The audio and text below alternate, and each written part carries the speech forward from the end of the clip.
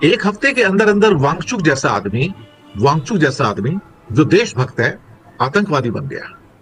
उसके पाकिस्तान से कनेक्शन है, उसके आतंकवादियों से कनेक्शन है। हाँ, उनको अरेस्ट भी वो कर लिया। भारत का हाँ। तख्ता पलट करना चाहता है। यार वो एक आदमी इतना पावरफुल हो गया। हेलो हेलो गाइस, गाइस, मैं हूं मैं तस्कीर हूं नोमान। और हम देख रहे हैं इस वीडियो के अंदर China captures strategic Ladakh zone, Ladakh tension speaks.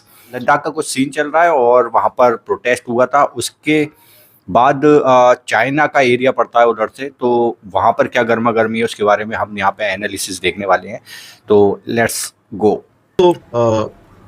कूटनीति यानी कि डिप्लोमेसी, इन 11 सालों में हमने बहुत कुछ गवा दिया।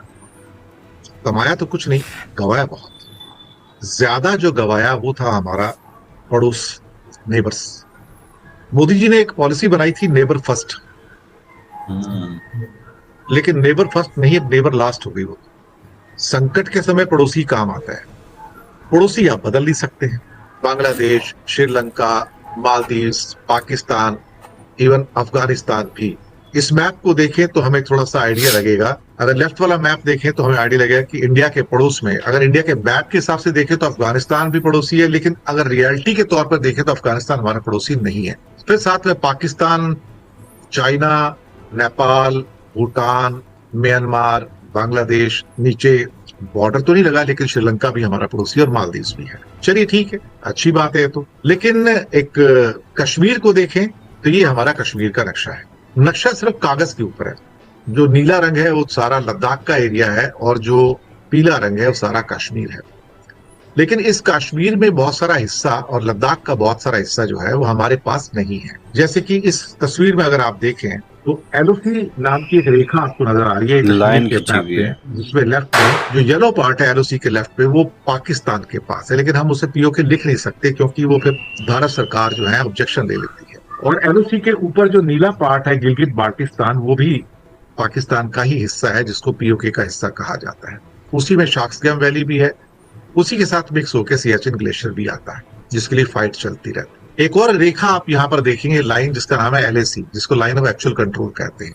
उसके ऊपर एक एरिया है अक्साई चिन। तो अक्साई चिन भी पूरा का पूरा है तो भारत का, लेकिन चाइना के कब्जे में है 1962 के बाद। तो ले दे के अगर आप पाएंगे तो मुश्किल से 2/3 जो है लद्दाख हमारे पास है, और जो 2/3 भी नहीं बल्कि आधे से भी कम लद्दाख हमारे पास है। आधे से ज्यादा लद्दाख गिलगिट बाल्टिस्तान और अक्साई चिन दोनों मिलाना तो चला जाता है। पाकिस्तान ऑक्युपाइड कश्मीर और सीओके यानी कि चाइना ऑक्युपाइड कश्मीर। और कश्मीर का भी एक बड़ा हिस्सा जो है, लेफ्ट की लाइन पीली लाइन निकाल दो तो वो भी चली जाती है। तो हमारे पास ले देखिए कितना बचता है, 50% भी नहीं है, 50% से भी थोड़ा सा कम ही हो। अगर इसी मैप को लेके चले तो हमने एक चीज तो साबित कर दी कि नेबर फर्स्ट करते करते नेबर लास्ट हो गए, और हमने एक एक करके अपने सारे पड़ोसी गवा दिए। पाकिस्तान पहले ढुलमुल था 10-11 साल पहले, तो हमने न सिर्फ अपने नेबर्स गवाए, बल्कि अब हमने जो लद्दाख का एरिया है, जो मेजर लद्दाख का एरिया है, अब हमने वो भी गवा दिया। अगर यहाँ पे देखो तो आपको ये फिर से मैं बड़ा करके दिखा देता हूँ तस्वीर। लद्दाख का जो एरिया अगर आप पाएंगे जो कि ब्लू कलर का, एलओसी और एलएसी के बीच में जो ब्लू एरिया है सारा इंडिया का लद्दाख है, और जो अक्साई चिन एरिया है वो चाइना का है, और जो गिलगित बाल्टिस्तान है पाकिस्तान का है। इस हिसाब से देखा जाए तो ये एरिया बहुत सेंसिटिव है। चीन और पाकिस्तान के बढ़ते ताल्लुकात और लद्दाख में पेशरफ्त ने भारत के अंदर हलचल मचा दी है, जबकि दिनेश वोरा की ताजा वार्निंग ने नई दिल्ली की मुश्किलात मजीद बढ़ा दी हैं। क्या भारत टूट फूट की तरफ बढ़ रहा है? सेंसिटिव इसलिए है कि इसके एक साइड में तो आपका पाकिस्तान है और एक साइड में चाइना है, और दोनों ही एक सबसे हमारे दुश्मन। अब सवाल ही पैदा होता है कि यहाँ पर लद्दाख में जो हमारे भाई बहन रहते हैं लद्दाखी, वो एक दीवार है चीन और भारत के बीच में, और साथ में पाकिस्तान और भारत के बीच में। अच्छा, कोई बहुत ज्यादा जनसंख्या नहीं है लद्दाख की। अगर कारगिल और लेह दोनों मिला लो तो मुश्किल से 3 लाख है। लेकिन ये 3 लाख क्या है कि रॉक ऑफ जिब्राल्टर है। ये 3 लाख लोग, कारगिल तो अधिकतर 99% शिया मुस्लिम्स हैं, और लेह के अंदर ज्यादा करके जो है वो बुद्धिस्ट हैं। तो साहब ये रॉक ऑफ जिब्राल्टर है, हमारे संगी साथी हैं, ये हमारे 100% नहीं 1000% देशभक्त आदमी है के देशभक्त आदमी इंडिया के लिए मरने मारने को तैयार हो जाते हैं। इनकी जो आपकी सो कॉल्ड रेजिमेंट्स में जहां लद्दाखी काम करते हैं, इसमें कारगिल के भाई बहन भी हैं और लेह के भाई बहन भी हैं। ये वो लोग हैं जो हाई एल्टीट्यूड पे जंग लड़ सकते हैं। ऊंचाई पे 15,000 फुट पे, 18,000 फुट पे ये आराम से लड़ाई लड़ सकते हैं, इनकी सांस नहीं फूलती। हमारे जैसे लोग तो जाएंगे, सांस फूल जाएगी, कुछ कर ही नहीं पाएंगे। अब सवाल यहां पर यह पैदा होता है कि क्या आप इन 3 लाख लोगों को नाराज कर सकते हैं? यही तो वो लोग हैं जो दीवार बन के खड़े हो जाते हैं चीन और भारत के बीच में, या पीओके और भारत के बीच में, और पक्के देशभक्त। और अब तो बहुत बड़े बड़े जो टीवी पे आने वाले कमेंटेटर हैं, जिनको अक्सर ये समझा जाता है कि वो सरकार की बात करते हैं, चाहे उसमें मेजर गौरव आर्या हो या brigadier lieutenant general G D Bakshi हो, वो भी इनका साथ देते नजर आ रहे हैं कि भैया, और वो तो यहां तक कहते हैं कि आपने लद्दाखियों को आज तक दिया क्या है? उनके साथ सिर्फ सौतेला व्यवहार किया आपने। आज से 80 साल से, पिछले 75 साल से आपने कुछ नहीं किया। आपने सिर्फ और सिर्फ उनके साथ सौतेला व्यवहार किया है और कुछ नहीं किया आपने। और उनका कहना था कि हर मुसीबत के टाइम पे ये डट कर खड़े रहे हैं, ये सीधे लोग हैं, मिला कुछ नहीं उनको, देशभक्त लोग हैं, इनको नाराज मत करो। अब ये लोग इतना रेस्ट्रेंट शब्दों में क्यों बात कर रहे हैं?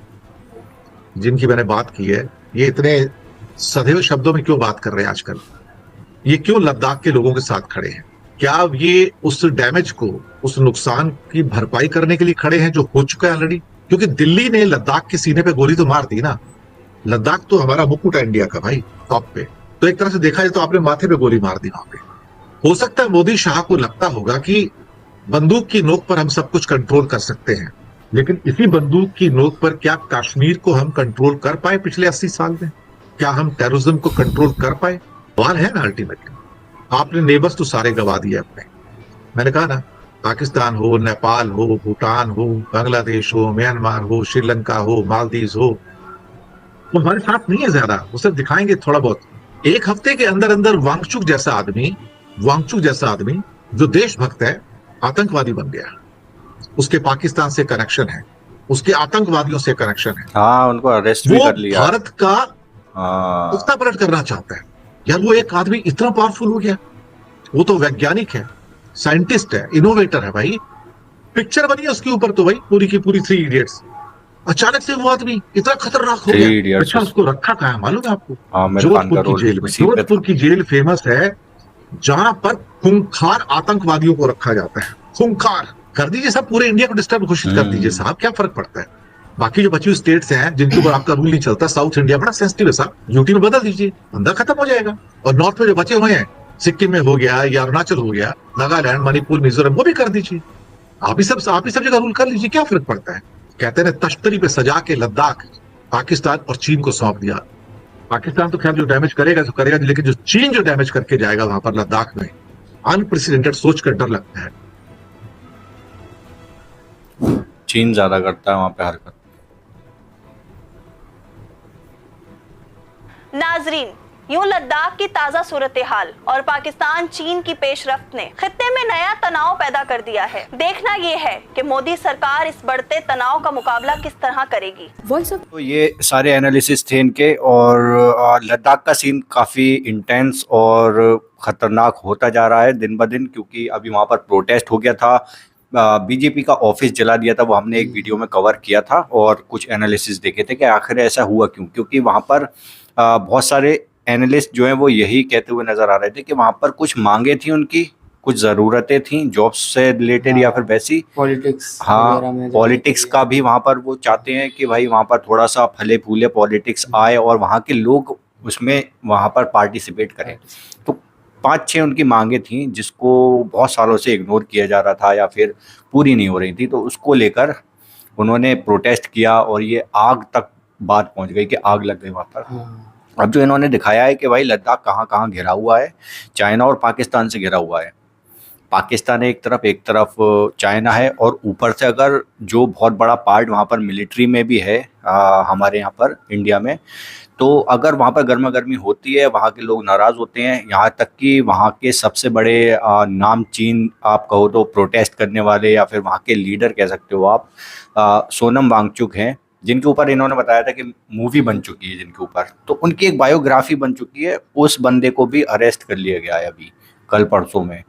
तो पता नहीं क्या चार्जेस लगे होंगे या फिर क्या होगा, उनका क्या सीन बनेगा आगे जाके, लेकिन उनको अरेस्ट कर लिया गया है ताकि ये चीज़ थोड़ी ठंडी हो जाए।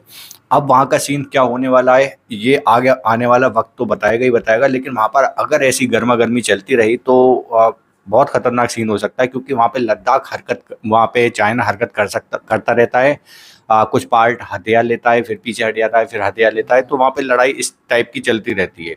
तो ऐसा गर्मा गर्मी चलेगी तो हो सकता है कहीं ना कहीं दूसरी कंट्री यहाँ पर फायदा उठाकर ले जाए, और हो सकता है इससे भी बड़ा सीन बन जाए। तो ये खतरा तो है वहाँ पर। ये आप कमेंट सेक्शन में बताइए क्या कहते हो। एंड करते हैं वीडियो को। Bye bye, take care.